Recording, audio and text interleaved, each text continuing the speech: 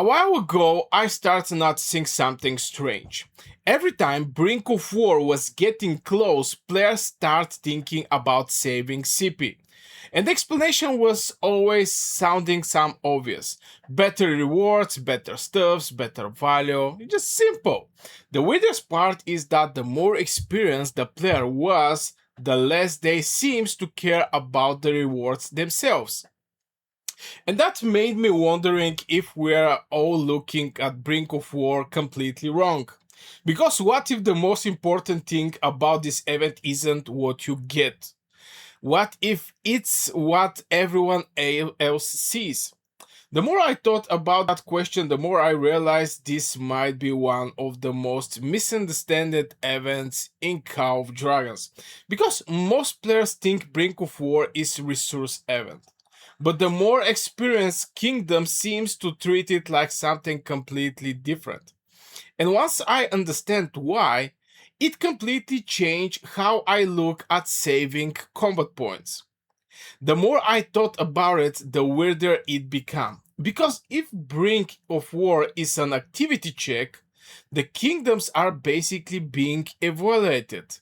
Not by the game, not by the other kingdoms, by the other kingdoms. And suddenly I start realizing something. Two kingdoms can have almost identical power, similar spending, similar progression, similar numbers, but if one kingdom looks active and the other one looks inactive, people won't treat them the same way. And that surprised me because we spent so much time talking about power. Who has the whales, who has the stronger fighters, who has the highest merits players, who has the biggest accounts. But one of the first things other kingdom notice is much simpler. Activity. Who show up, who participating, who actually doing something. And once I noticed that, another question appeared. Why does that matter so much? Why would a few days of activity influence anything important? That's when I start thinking about the diplomacy because alliances don't just choose strong kingdoms, they choose reliable kingdoms. And those are not always the same thing. Imagine if you're looking at alliance.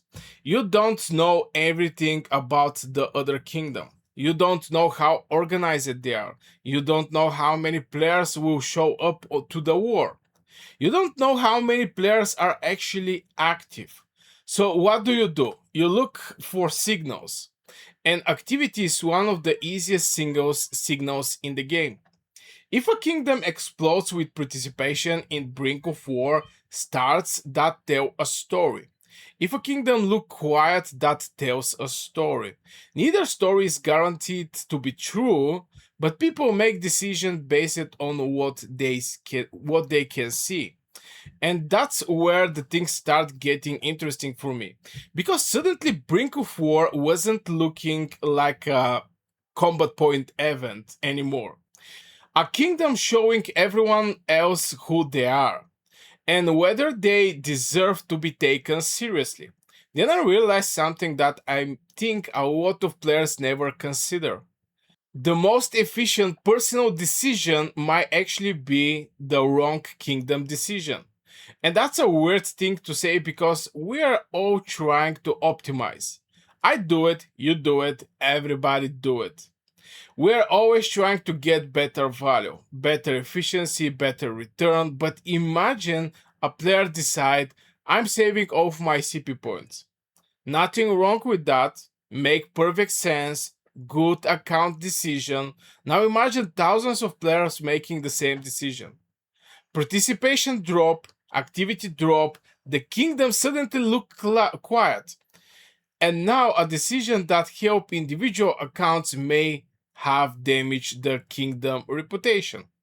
That's a completely different way to think about a strategy because now we're not asking what helped my account, we're asking what signals are we sending as a kingdom. And those are two questions don't always have the same answer. Sometimes they do, sometimes they don't. And when they don't, things become a lot more complicated. Then I start thinking about something else. Most players think wars are won through power. Troops, technology, heroes, artifacts, pets, all the obvious things, even decoration. And obviously, those things matter. But I have seen Kingdom with incredible power end up in terrible diplomatic position. And boy, oh boy, how much time I have seen that, I cannot just count it how much time. And I've seen kingdoms with less power up in fantastic position. Why? Because people trust them. People believe they would show up. People believe they would contribute.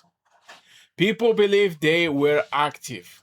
That's a completely different kind of strange, and it's very difficult to be measured.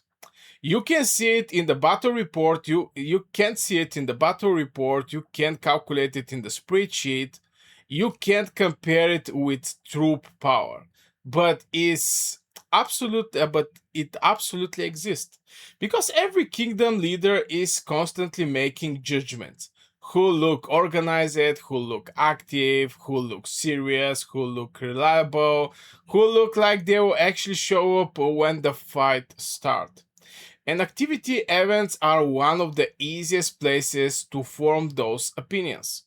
Then then things got even more interesting because I start wondering if some kingdoms are actually losing before the fight even begin. Not because they're weak, not because they're inactive, because they look inactive.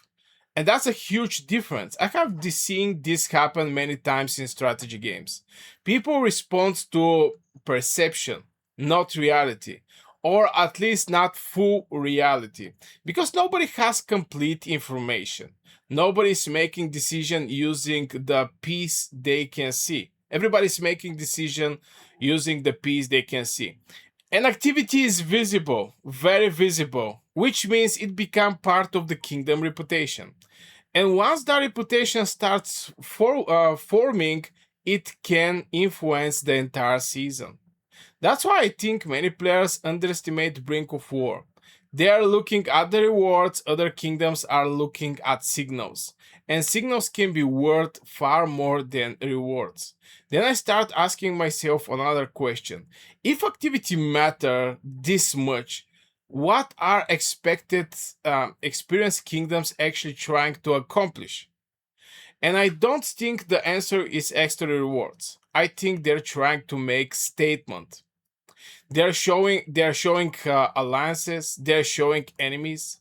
They are showing everyone watching. We're active. We're organized. We're here, and that's a powerful message because kingdoms that look attractive get options. More allies, more opportunities, more flexibility, more leverage, more new members. The kingdom that look inactive usually get fewer choices, and fewer choices almost always lead to worse outcome later. Which means the value of Brink of War might not actually be the rewards. The rewards are just the visible part. The hidden value is what happened afterward. The relationship, the opportunities, the diplomatic position, the reputation, and that's the part most players never calculate. And the funny thing is that if you ask me a while ago why people save CP points for Brink of War, I won't given the same answer most players give. Rewards, buff, points, done. Simple.